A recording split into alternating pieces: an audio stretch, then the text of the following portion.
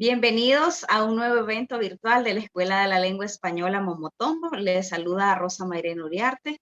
Este evento es en conmemoración del Día Internacional de la Mujer. Tendremos la conferencia titulada Investigación y Enseñanza del Español como Lengua Extranjera, la pragmática, las voces femeninas de Hispanoamérica, a cargo de la doctora Sonia Toledo Azul. La profesora Toledo es doctora en Filología Hispánica por la Universidad de Valladolid, docente e investigadora en lingüística aplicada al español como lengua extranjera de la Dirección de Relaciones Internacionales en la Pontificia Universidad Católica de Valparaíso. Sus áreas de especialización son la gramática, pragmática y la metodología en L.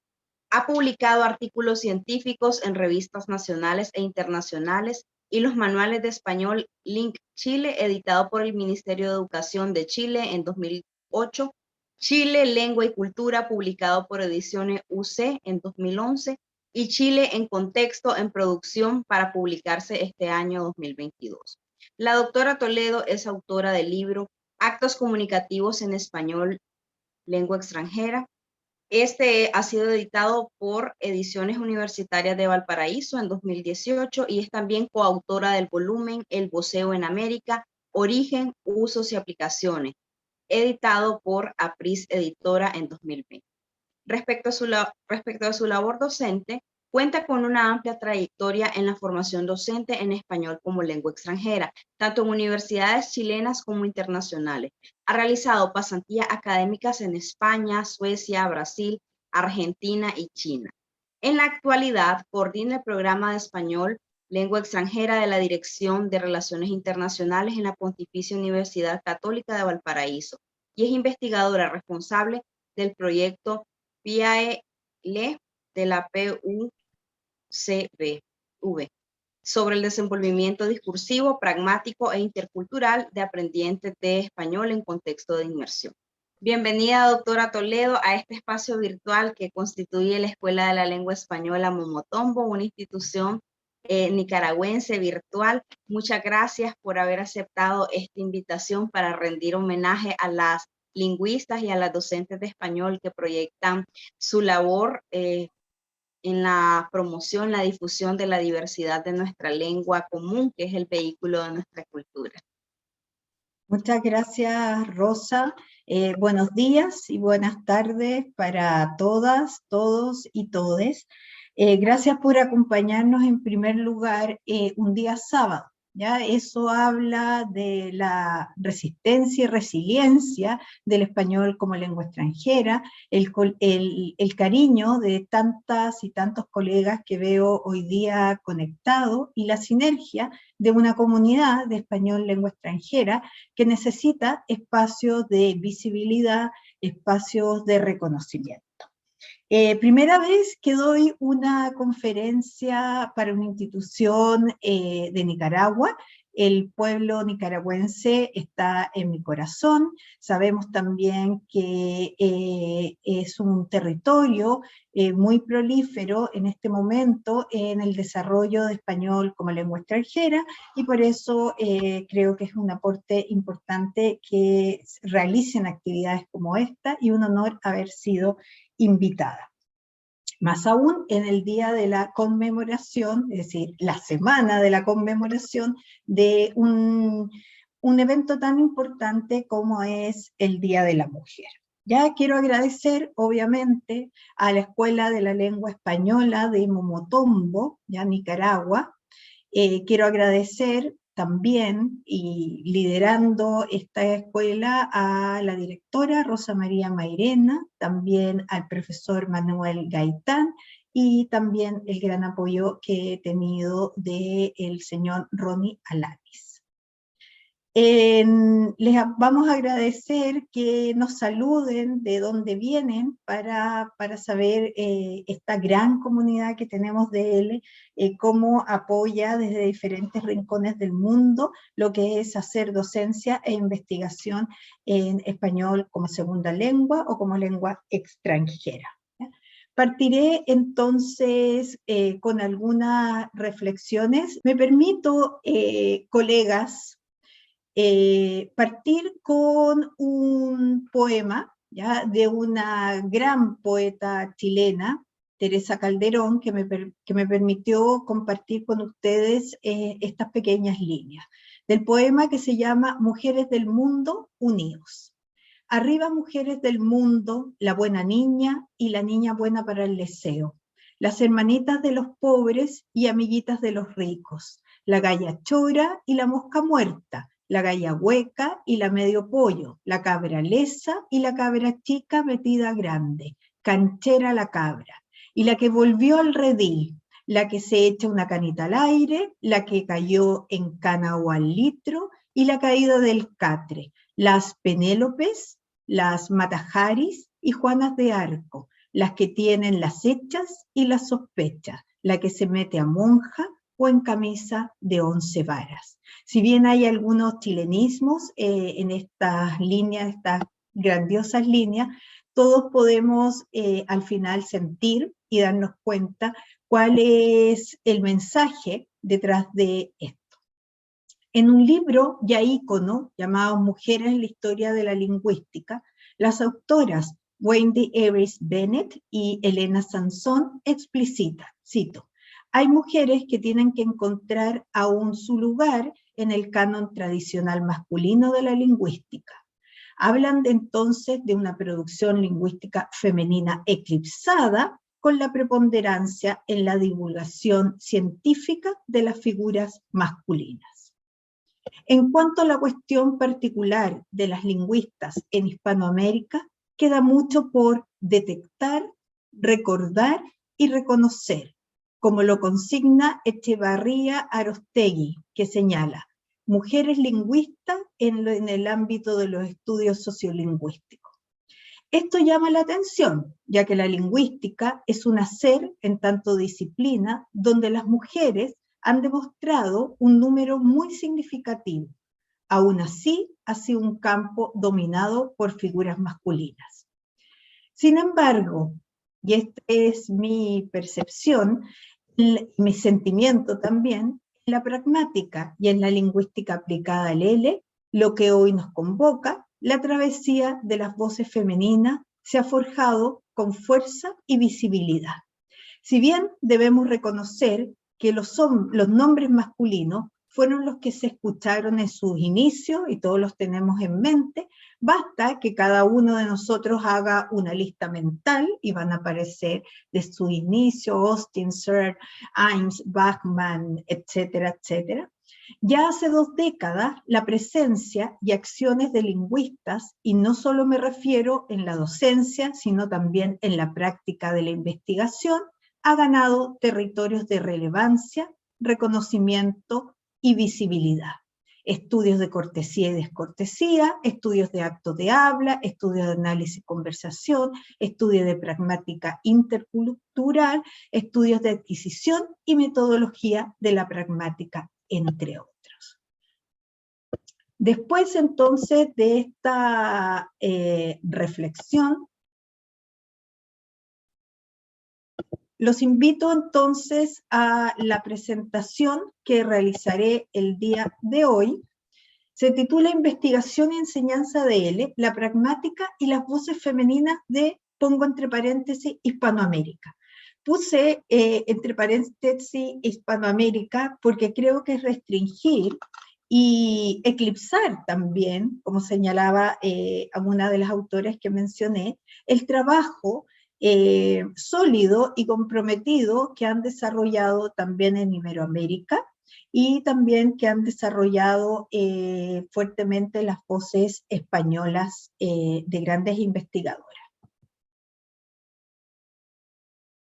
La lengua no solo es un instrumento de comunicación, sino un instrumento de integración social. Esto tiene que ver con una idea de Fairclough de 1999, donde se concibe que la lengua es un producto, pero también un proceso cultural.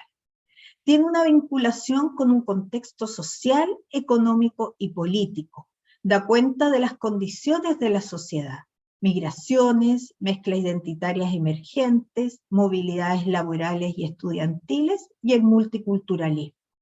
Estas actuales realidades sociales y culturales requieren un acercamiento disciplinar en donde la gramática ocupa un espacio de significancia.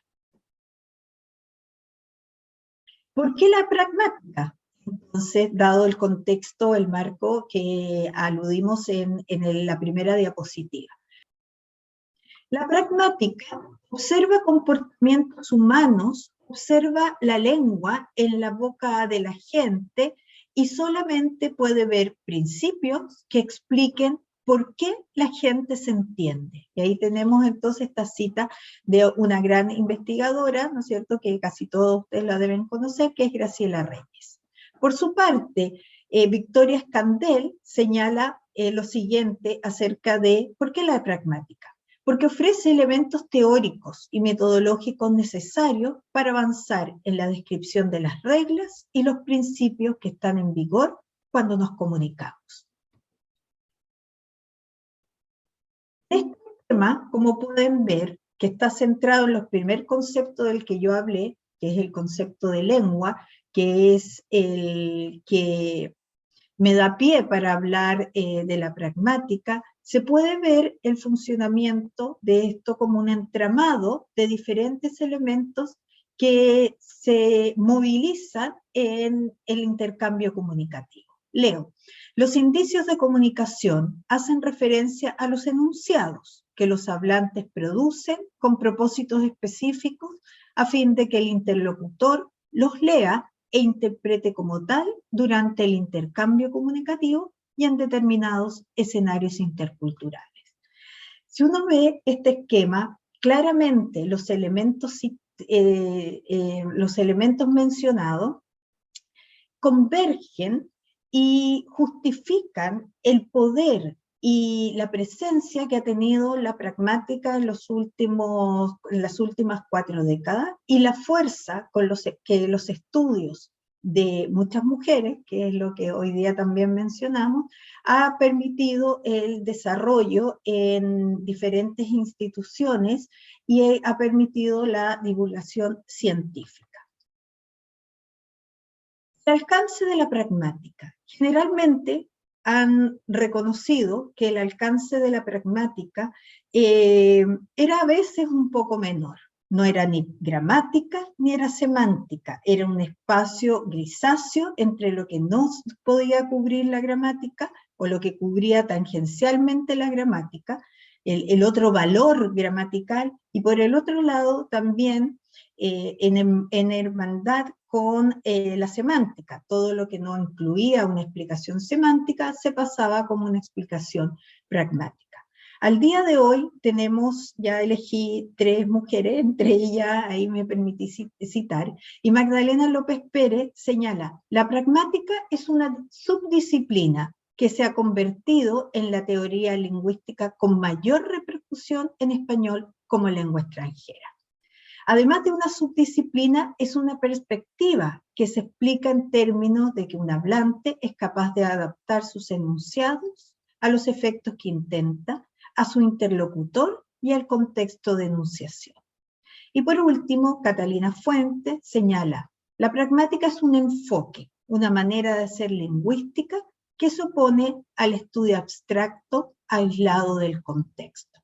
Y volvemos a la imagen anterior, podemos ver que en esta sinergia de diferentes elementos se plasma, como les señalaba, esta mirada de la pragmática mucho más amplificada, que no es solamente una subdisciplina o dependiente de otras disciplinas, sino que también es una manera de mirar, una manera de acercarse, un enfoque metodológico, una perspectiva de la investigación. Si uno piensa cuántas definiciones ha visto de la pragmática, son innumerables. Me permito sintetizar una y tomar algunas referencias del libro, uno de los últimos, me parece último, el libro de Félix Bradefeld del 2019, y se señala que la pragmática es el significado en interacción entre un hablante e interlocutor y el significado potencial que puede expresar el enunciado. Es decir, si queremos sintetizar alguna de las alusiones de esta definición, esta conceptualización, diríamos que la pragmática alude a un significado contextual, un significado implícito, un significado inferencial, ahí hay un pequeño error de tipeo, y un significado del enunciado. Vemos a continuación un caso. Un estudiante de nivel intermedio tiene que resolver la siguiente situación comunicativa. Leo, estás en un hotel, tienes la habitación 1678, pero el ascensor no funciona desde hace horas. Te quejas en la recepción. Y esta estudiante aprendiente de español señala lo siguiente, realiza la siguiente producción pragmalingüística. Perdone, el ascensor no funciona. Todas las cosas que necesito en la vida no funcionan. Podemos ver que en su primera parte nos parece una realización bastante apropiada, pero la finaliza con un argumento que entrega información personal de tipo afectiva, de poca relevancia para la resolución positiva del conflicto. Una realización de un hablante nativo sería, perdone, pero el ascensor lleva varias horas estropeado y estoy en el piso 16. ¿Sabe ya cuándo se va a arreglar? O bien, una queja más directa y más impositiva. Bueno, es que no puede ser. Tendrían que tener esto presente o un sistema para resolverlo rápidamente, señala nuestra colega Miquel. Como se puede haber observado en el caso anterior, podemos llegar a algunas reflexiones y conclusiones. Las formas lingüísticas elegidas por los hablantes para enunciar actos de comunicación no son idénticas en todas las lenguas y en todas las socioculturas, como señala Diana Bravo. Los actos verbales son entendidos y representados de acuerdo a las intenciones del hablante bajo restricciones contextuales, discursivas, pero también culturales. Y por último, el aprendiente de español debe manejar los usos lingüísticos y las formas ritualizadas en estrecha relación con su contexto de uso, dado que éstas varían de cultura a cultura, de grupo a grupo, de subgrupo a subgrupo. No es una tarea fácil, entonces, para el aprendiente de español como lengua extranjera, que además de las reglas gramaticales que rigen el sistema formal de la lengua, debe conocer e idealmente manejar, en mayor o menor grado, las ritualizaciones, los patrones socioculturales, los esquemas pragmalingüísticos necesarios para realizar un acto de comunicación, una intervención o un intercambio comunicativo que sería considerado no solo correcto, como ustedes saben, estas dos conceptualizaciones binarias, correcto y también adecuado. Por eso el binarismo entre algo es correcto y algo es adecuado se rompe con los supuestos teóricos y aplicados de la práctica.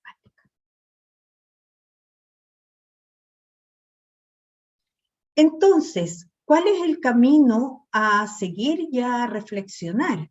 En base a dos conceptos. Uno de ellos que ha sido, digamos, menos mencionado en los estudios de la lingüística aplicada y en la metodología de español como lengua extranjera, que es el concepto de conciencia pragmática. El que se define como la adquisición de la conciencia pragmática es necesaria para disminuir los llamados desajustes pragmáticos. Es reconocido que los fallos pragmáticos, failure pragmatics según Thomas, o malentendidos, que es un concepto que yo prefiero trabajar de un hablante no nativo, pueden tener un mayor impacto en la comunicación intercultural, dado que podrían exacerbar los estereotipos, como también lo menciona Victoria Escandel. En efecto, hemos podido, con estudios de tipo cualitativos, hemos podido observar cuánto es el impacto del conocimiento y manejo de la alternancia modal indicativo y subjuntivo en términos de percepción del hablante nativo en contexto de inmersión frente a un desajuste, un malentendido o un desacierto pragmático que puede causar un impacto mayor y no solamente exacerbar los estereotipos, sino también hacer un quiebre conversacional. ¿Ya?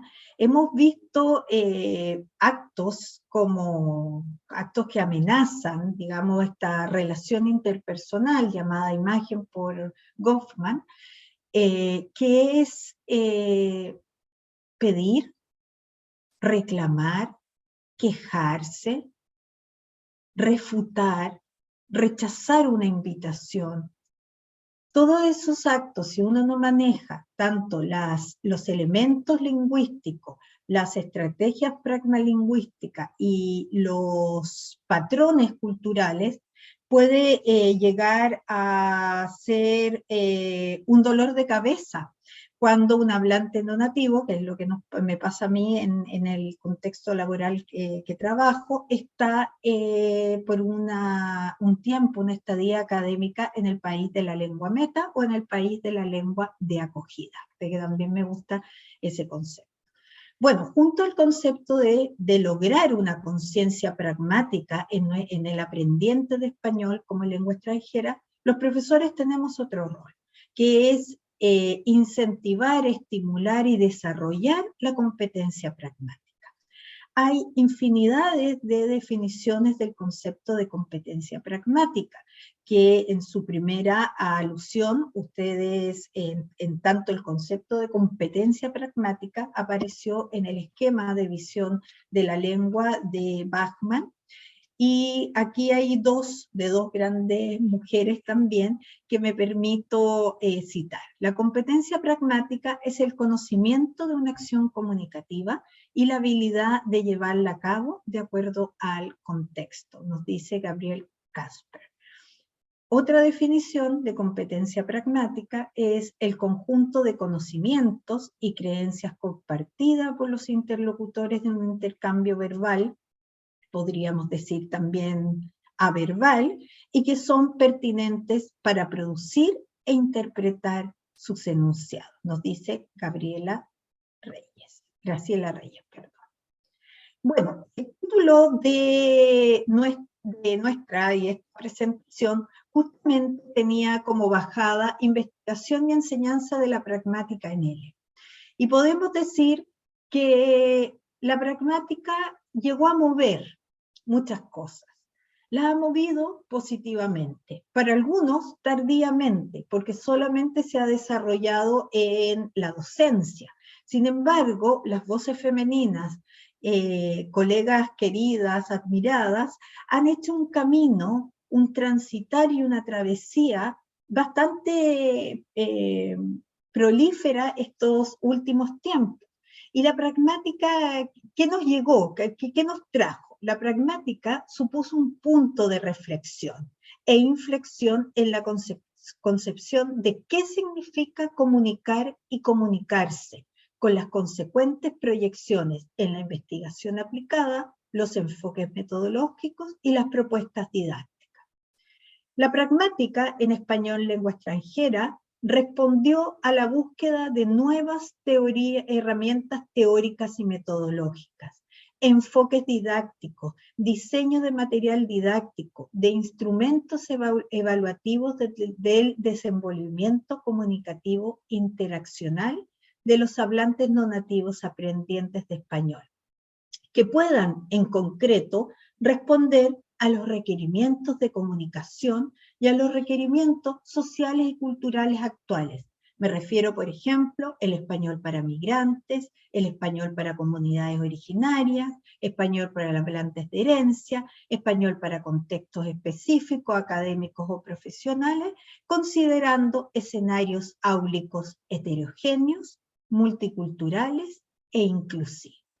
Aquí pueden ver al final de esta diapositiva un gráfico o una imagen de dos conceptos clave que fundaron y dieron origen a mi presentación y al título de esta presentación, que es Investigación y Enseñanza.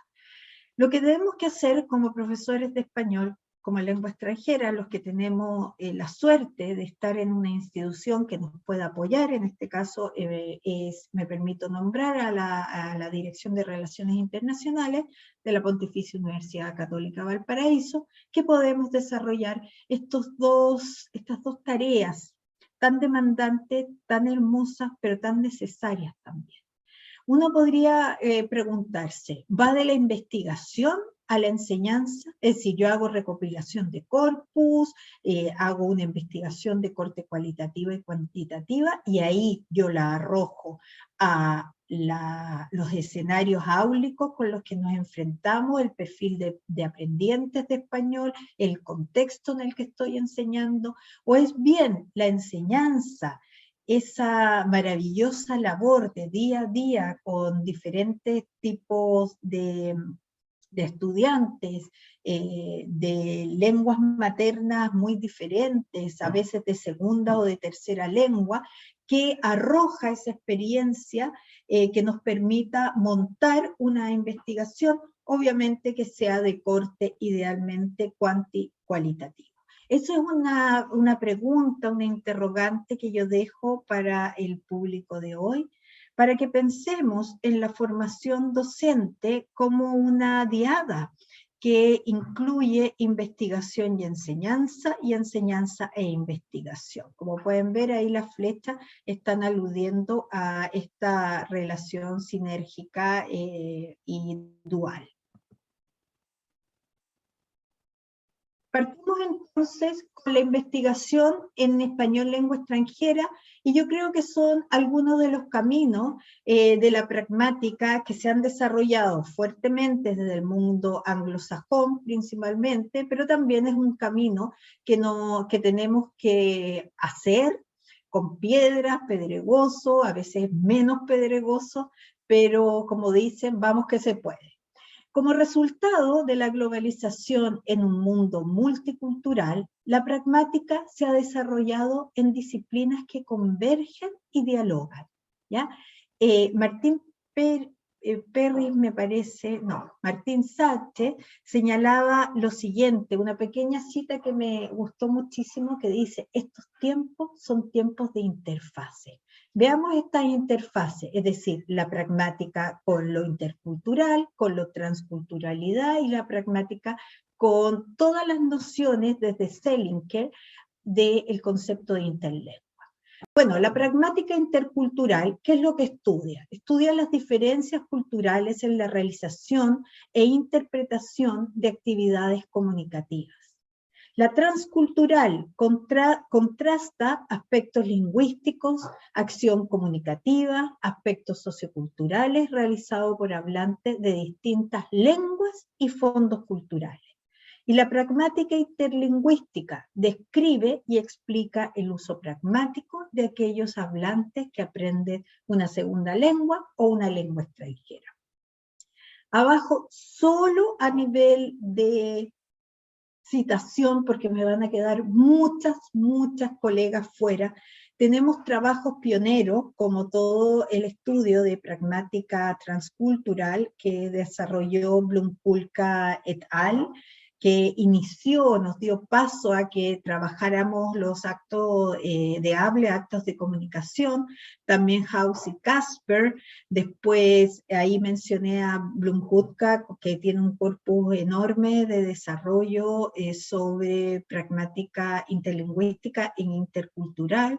Adriana Bolívar, que nos acompaña también en análisis del discurso. Ella ha realizado unos estudios muy importantes acerca de, por ejemplo, el acto de queja, Plasencia y Bravo, las dos grandes, Elena Plasencia y Diana Bravo, de diferentes partes donde están trabajando, han desarrollado también temas muy interesantes de cortesía y descortesía. Agrego a Márquez Reiter, Rosina, y quiero permitirme mencionar dos grupos en los que estoy trabajando y tengo el honor de ser parte, miembro también, que es el grupo Latinele, que yo sé que están al otro lado de la pantalla apoyándome, y que desde diferentes lugares de América Latina y de diferentes instituciones y diferentes líneas disciplinares estamos desarrollando trabajo desde América Latina para afuera, tanto de sinohablante, lusohablante, también angloparlante, y otro grupo que por eso quería llamar Voces Femeninas desde Iberoamérica, que es el grupo de pesquisa en pragmática, interlingüística, crosscultural e intercultural. ¿Ya? Que ahí hay estudios muy interesantes que se están desarrollando de corte cuantitativa y cualitativa del acto de petición en diferentes lenguas. Así que ahí hay dos grupos que hay que seguir, porque están haciendo un trabajo serio, un trabajo sólido y con mucho esfuerzo. Ahora bien, si de la investigación pasamos a la enseñanza de la pragmática en español lengua extranjera, tenemos que realizar las siguientes reflexiones e interrogantes también. Los contenidos pragmáticos deben ser cubiertos en todos los niveles de dominio de los aprendientes de una segunda lengua. Sabemos que en unos inicios de los estudios de pragmática, estos estaban abordados principalmente por las fórmulas de tratamiento pronominal y sus usos y sus diferencias entre lo formal e informal, algunos actos de comunicación que cubrían el nivel A1, como saludar, despedirse, dar las gracias, el A2, que tiene una amplitud mayor, que tiene que ver con invitaciones, actos comunicativos como las invitaciones, como las peticiones de diferentes índole, peticiones directas o más indirectas, peticiones y rechazar o aceptar una petición. Sin embargo, en estos días pensamos fuertemente que el componente pragmático tiene que ser un componente diagonal, transversal, que debe cubrir todos los niveles de proficiencia del español lengua extranjera. No es una tarea fácil, como decíamos, para un aprendiente de español conocer estos códigos pragmáticos y estos guiones pragmalingüísticos, porque muchas veces, a diferencia de las estructuras formales de la lengua, son invisibles. Son un código cómplice entre los hablantes de la misma lengua y entre el grupo al que pertenece este hablante nativo. Y en esta opacidad de estos códigos es donde radica fuertemente nuestro trabajo, en tener un enfoque metodológico adecuado, y crear un material didáctico, usar un material didáctico que responda a esas necesidades. Se ha probado también que la enseñanza de la pragmática en niveles más bajos, niveles iniciales, sirve como catalizador de otras competencias. Es decir, pensar solamente que el contenido pragmático, los elementos pragmáticos dentro de un currículo deberían estar en un nivel A1 o en un nivel de mayor proficiencia C1, sabemos que en este momento es una mirada parcializada. Si nosotros queremos tener una visión, y que desde la visión comunicativa de la lengua se ha dado, mucho más integral, móvil, una visión más versátil de lo que significa la lengua en uso, por supuesto no podemos restringir el componente pragmático a ciertos niveles de capacidades solamente lingüísticas de nuestros aprendientes de español. Siempre me preguntan, Sonia, ¿y cómo? Bueno, estamos en eso. De alguna manera, estudios de cortesía y descortesía nos han entregado fuertemente material para poder crear, perdonen la redundancia, material didáctico. También establecer un listado de actos de habla y considerar, o actos comunicativos, como los llamamos más, en líneas más modernas, considerar cuáles son los más adecuados y qué tipo de realizaciones más adecuadas de acuerdo al nivel de proficiencia de sus estudiantes, más otros rasgos de tipo sociales, interpersonales. Si bien estudiosos de segundas lenguas tienen posturas divergentes respecto de si se deben enseñar o no aspectos pragmáticos explícitamente, abogamos por la enseñanza de una taxonomía de tácticas y estrategias pragmalingüísticas, por ejemplo, lo que yo les mencionaba, los actos comunicativos. Hay bastante literatura en la que se cuestiona y que viene principalmente de los estudios de pragmática del inglés como lengua extranjera en la enseñanza de la pragmática, explícita o implícita, ¿ya? Me refiero solo a mi experiencia, y yo creo que concuerdo con la experiencia de muchos y muchas de ustedes al otro lado de la pantalla, que no es ni uno ni el otro, sino que es la simbiosis de lo explícito con lo implícito. Es muy difícil lo implícito cuando yo no estoy en un contexto de inmersión, obviamente, porque tengo que recrear dentro del aula escenarios comunicativos donde la pragmática y estas tácticas y estrategias puedan desplegarse. Ahora, en contexto de inmersión, donde tengo la suerte de trabajar, esta labor es mucho más simple, ¿ya? Junto con la formalización de estas estrategias tácticas, recursos, herramientas pragmáticas, que uno lo establece dentro de marcos principalmente temáticos y por unidades, se suma todo el input que va a tener el aprendiente de español del otro, esa otra edad, esa otra cultura, la interacción, por ejemplo, que tiene con los compañeros chilenos, con el amigo en la calle, con la familia anfitriona, con como decimos en Chile, los pololos o pololas, es decir, novio y novia que pueda conocer. Eso también va a entregar quizás de mejor manera, todos estos guiones y códigos invisibles en nuestra sociocultura, porque pensamos que, y ya es tremendamente, ya no es cuestionable, que lengua y cultura son un solo elemento.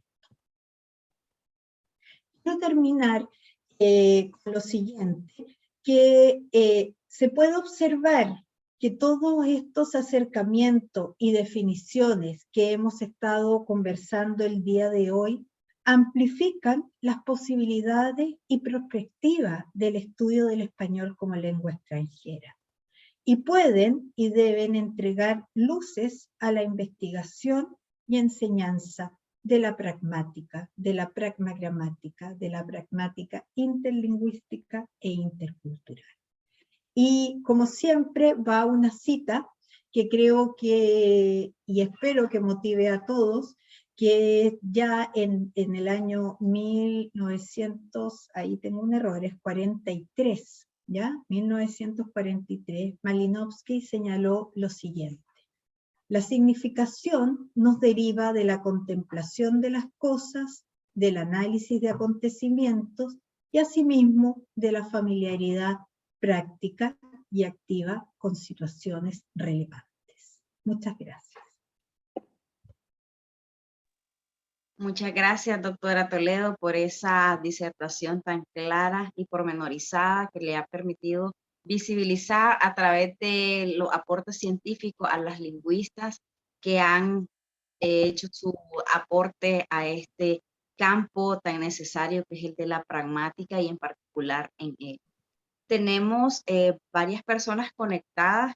Quisiera saludar a quienes mostraron el interés en esta conferencia desde Italia, Argentina, Chile, Grecia, México, Costa Rica, Colombia, Bolivia, desde España, Finlandia, Perú, Brasil, Guinea Ecuatorial y por supuesto Nicaragua. Para continuar, doctora, me gustaría hacer una conexión con los retos que usted estaba señalando en el caso de la investigación, y uno de ellos en particular es el de la elaboración de materiales propios y que sean específicos para la enseñanza del español en contextos plurilingües. Un caso particular lo tenemos en Nicaragua, donde conviven varias lenguas. ¿Cómo podríamos empezar para hacer realidad esta construcción, esta elaboración de materiales? ¿Qué criterios podríamos como profesores tomar en cuenta para elaborarlos? Y desde su experiencia, ¿qué deberían contener estos materiales para que resulten oportunos y coherentes con las necesidades de aprendizaje en estas comunidades de aprendiz? Gracias por tu pregunta, Rosa o Rosita, me permito decir, una muy interesante y también gran pregunta. Primero, creo que todo país, y ahí dado una conversación que tuve con algunos colegas de Centroamérica, lo primero que hay que tener es una política gubernamental, ya que estimule, reivindique lenguas originarias, que considere las necesidades lingüísticas, sociolingüísticas de estas comunidades. Yo estuve investigando y tienen a lo menos, me parece, 5 lenguas originarias, y obviamente hay un sesgo, ¿no es cierto?, respecto de su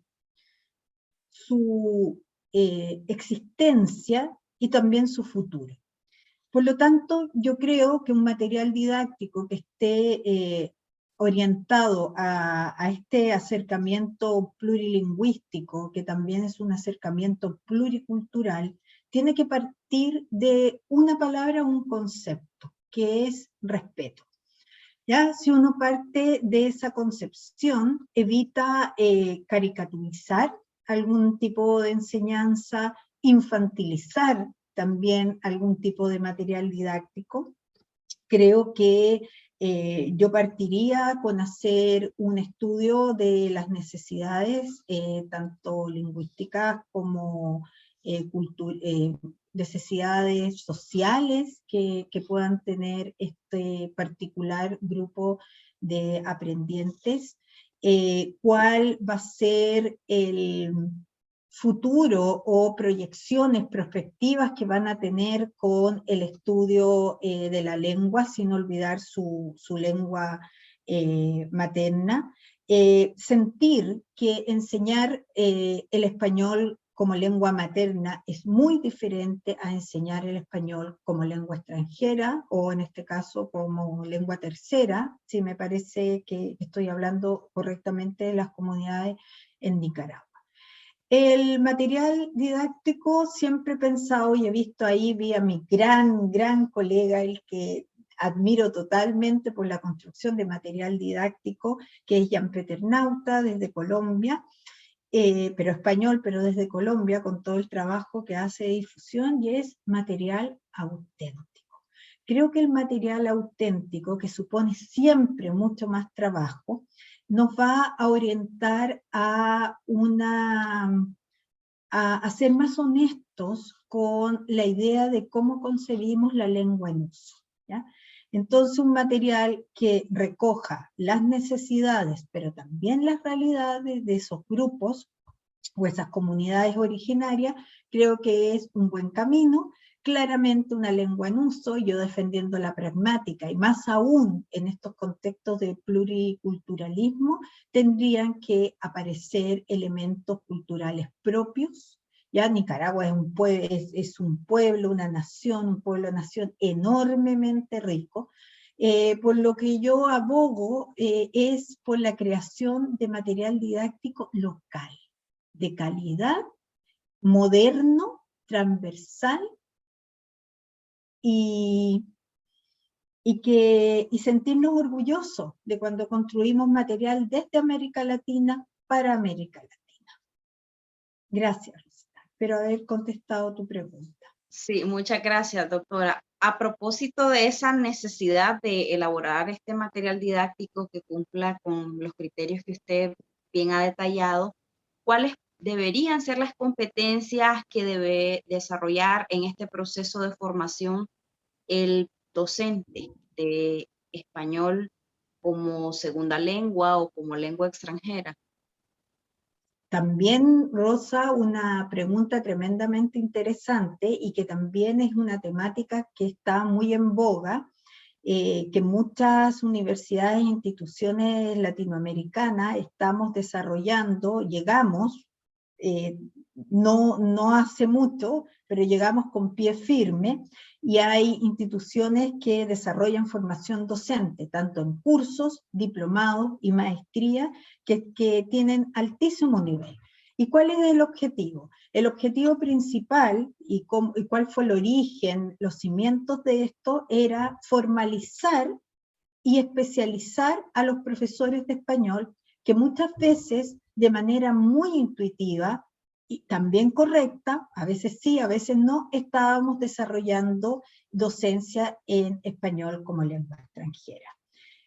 Mallas curriculares que contengan el desarrollo de la formación docente de manera holística, de manera amplia, que incluyan elementos, o que incluyan cursos o competencias que sean de tipo competencias interculturales, competencia de tipo lingüística, disciplinar también, que es algo que tenemos mucha falencia los profesores de español, puede llevarnos a no solo desarrollar docencia de calidad, una docencia abierta, una docencia multicultural, una docencia de estos tiempos, sino también la docencia complementarla con la investigación. Tenemos que pensar que mucho formalización de esta capacitación o actualización en algunos casos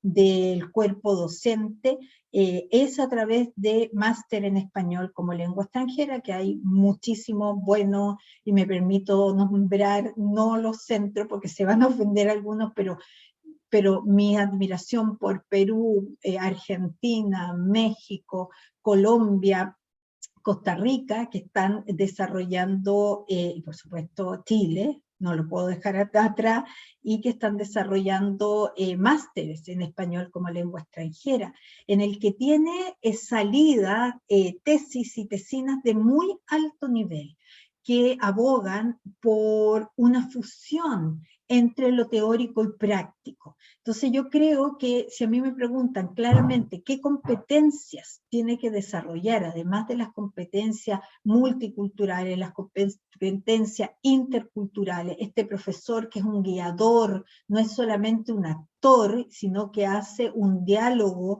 con el otro, con el estudiante, lo reconoce, lo mira, lo respeta, lo estimula, lo frena, lo avanza, es también tener un conocimiento teórico práctico. Eso nos va a permitir claramente orientar el enfoque metodológico que tomamos y tomar decisiones, por ejemplo, en cuál es el material didáctico más idóneo para el grupo al cual ustedes están enfrentándose, en el buen concepto de enfrentarse, es decir, ponerse cara a cara.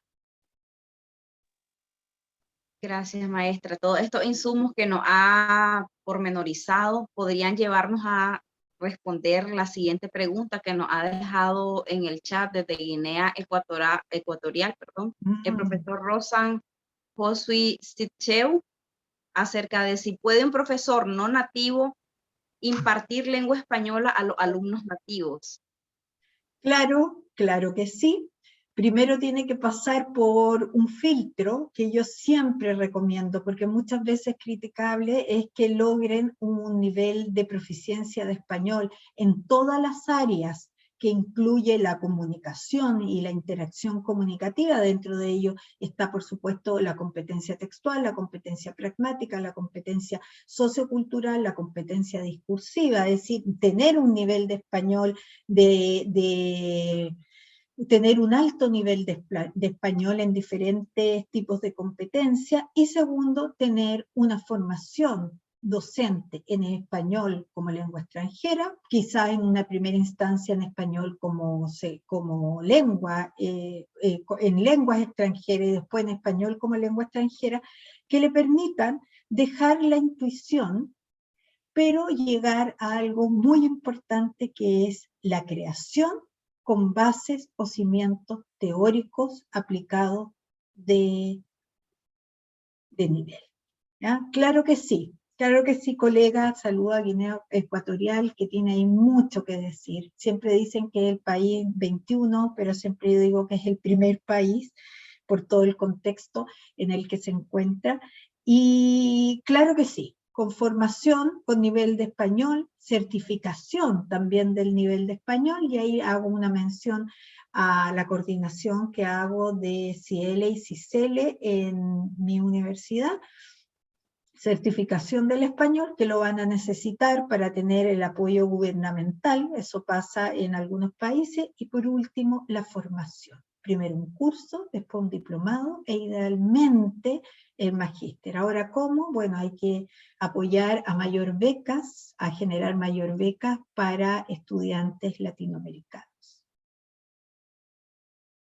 Gracias, maestra. Desde Perú, Úrsula, previamente, que ahorita está conectada, nos consultaba, Úrsula Cabrera, ¿cuál es la mejor metodología o enfoque para enseñar español para extranjeros? Ay, yo creo que detrás de cámara están todas y todos mis colegas diciendo, bueno, esa es la pregunta que siempre nos hacemos, que nos hacemos al inicio, cuando partimos en esta linda labor de enseñanza español como lengua extranjera, que nos hacemos a la mitad del camino, siempre nos cuestionamos, y que todavía a la fecha de hoy uno se hace. El enfoque, ustedes saben que desde el enfoque estructuralista, que todavía sigue en boga en algunas partes del mundo, que en el caso de los hispanistas chinos, hasta los enfoques más extremos del enfoque comunicativo duro, creo que ha habido un camino largo, un camino con aciertos, un camino con desaciertos, un camino donde, por ejemplo, la gramática ha sido la niña linda del baile, otros momentos en que la gramática ha sido la no querida en la fiesta, persona non grata en esta fiesta que es construir lengua. Sin embargo, yo creo que también, aludiendo a conceptualizaciones, el pensar en un enfoque ecléctico, creo que es lo que nos permite hoy día cubrir un espectro más amplio de aprendientes de español. Los métodos comunicativos tienen sus aspectos positivos, sus ventajas, pero también sus desventajas. Los enfoques post-comunicativos, como el enfoque con métodos y otros, nos han dado también luces acerca del camino a seguir. El enfoque, creo que tiene que ver con cuando uno va a hacer el enfoque, que yo de hecho recurro a la experiencia personal. Mi enfoque se llama comunicativo de versión moderada, ¿ya? Se llama comunicativo de versión moderada porque creo fuertemente en el diálogo cómplice entre la gramática y la pragmática, en conceptos muy amplios. Creo en una gramática situada, es decir, una gramática que no es el conocimiento del código, sino que está supeditada al uso. Por lo tanto, mi enfoque, si tengo que describirlo, es enfoque comunicativo de versión moderada, una mirada ecléctica, pero hay que pensar que cada enfoque que manejamos nosotros, desde el enfoque por tarea, el enfoque estructuralista, funcionalista, el nocio-funcional, etcétera, que hay bibliografía muy amplia sobre la historia de los enfoques metodológicos en español lengua extranjera, tiene que responder a algo muy simple. ¿Quién es el que está frente a ti como aprendiente? ¿Qué necesidades e intereses tiene? ¿Para qué aprende español? ¿Por qué aprende español? ¿Qué experiencia con el español también ha tenido? Por lo tanto, realizar un cuestionario de análisis de necesidades creo que puede complementar la realización de algo que siempre se ha hecho y que yo siempre me he cuestionado para qué, que es un examen de diagnóstico de lengua, ¿ya? Porque en general son muy parcializados, se centran específicamente en temas de tipo gramaticales, principalmente del sistema verbal del español como lengua extranjera. El enfoque, querido colega de Guinea Ecuatorial, uno lo encuentra, pero uno lo encuentra en el caminar, porque a mí me ha pasado, y he leído muy buenos autores que dice, y creo que lo cité en una presentación, cada enfoque tiene lo suyo. Y al parecer la convergencia de cada cosa, de cada uno buena, es lo que me ha dado la posibilidad y la seguridad de lo que yo estoy enseñando. El enfoque comunicativo de versión moderada tiene un gran paraguas, que es la lengua en uso, que desde Ames lo tenemos como axioma de enseñanza, pero tiene la gramática como el eje vertebral, como la espina dorsal de lo que es la construcción de la lengua, en contexto. Espero haber contestado y siga el camino, querido colega. Gracias, maestra.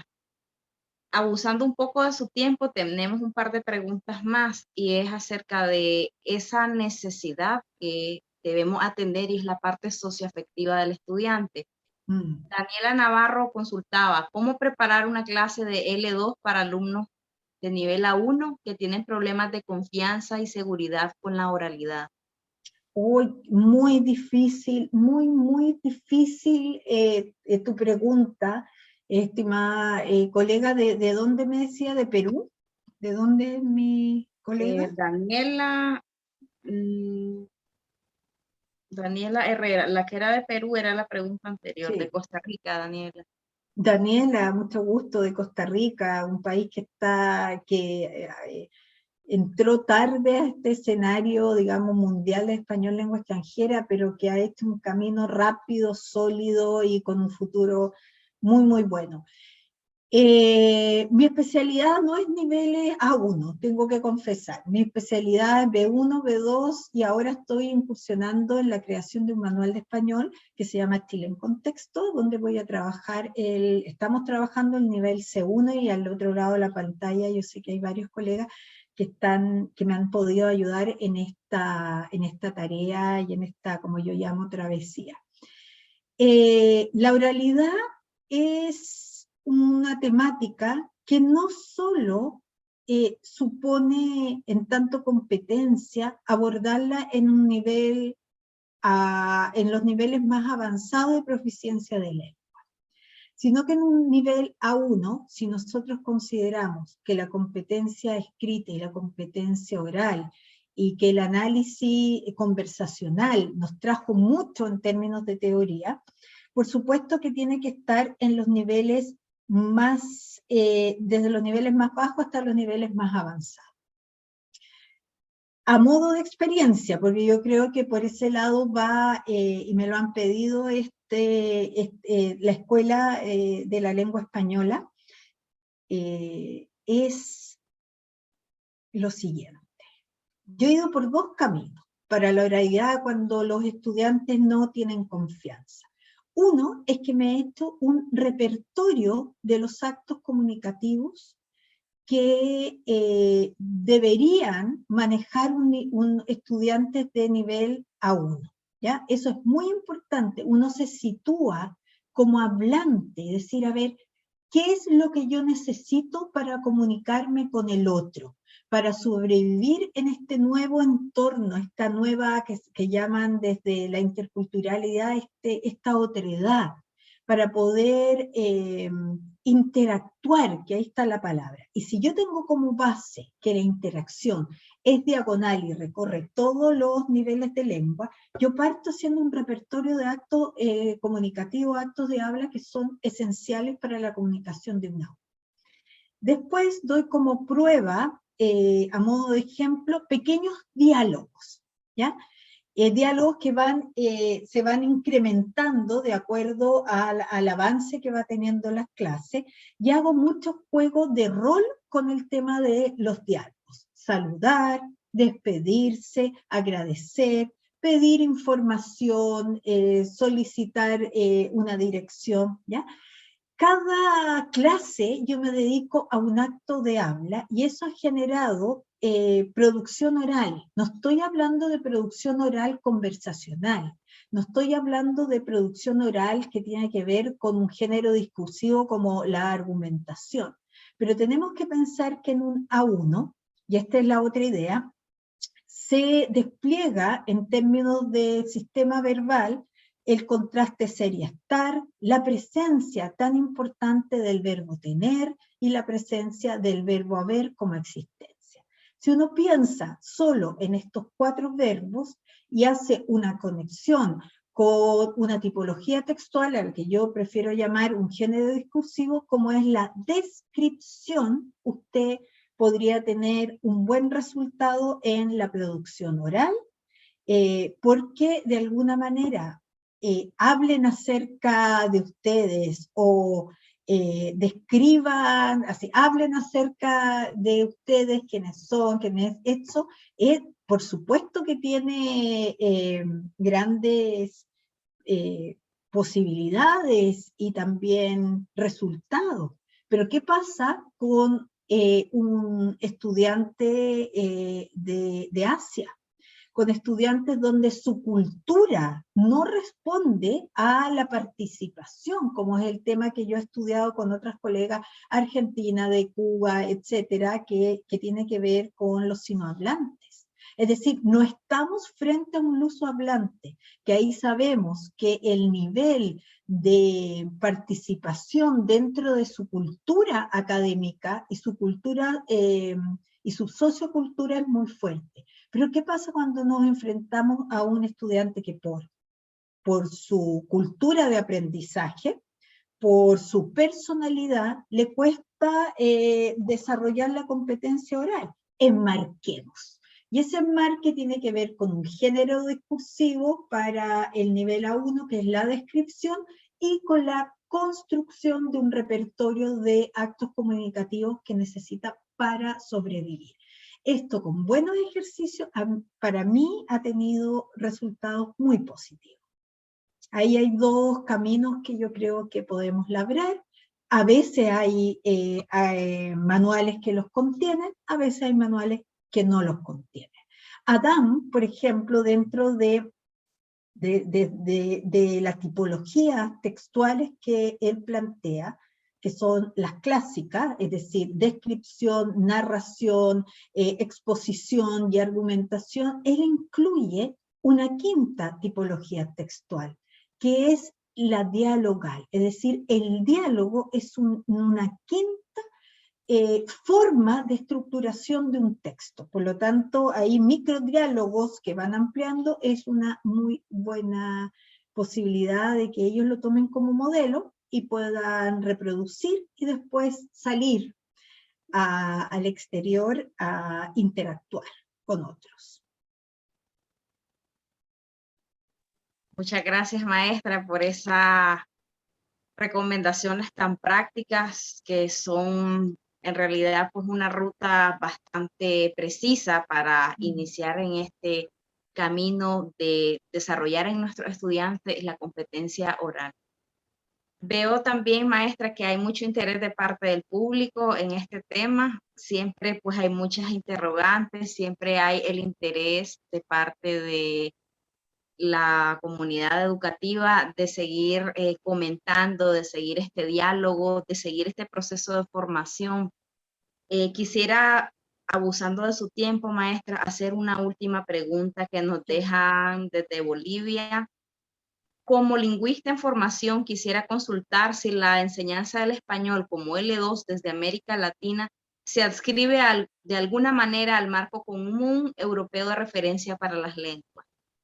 Mira, muy interesante la pregunta. Yo, siendo bien honesta, tendría que decirte sí, pero también tendría que decirte más o menos. Sí, porque en efecto el marco de referencia común europeo nos vino a ordenar, ¿ya? Pero también el marco común europeo, ya que es un marco, necesitaba un aterrizaje para el tema del español. Y ahí apareció, y les recomiendo, el Plan Curricular Cervantes, donde el Plan Curricular establece o da bajada a los supuestos teóricos y estas orientaciones que da el marco para poder aterrizar esto a la clase, para ver temas de enseñanza de acuerdo a los niveles de lengua.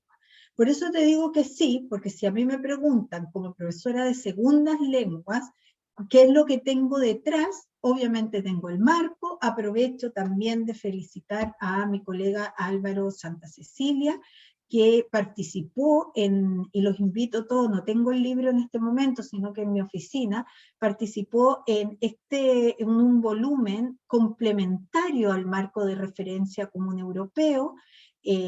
Si por ahí Ronnie puede buscar, googlear, como decimos nosotros, ese híbrido acá en español de Chile, puede googlear esta referencia sobre un volumen complementario al marco de referencia común europeo. Creo que es un paso tremendamente grande a algo que se construyó en tiempo pasado y que el 2002 tuvo su versión en español.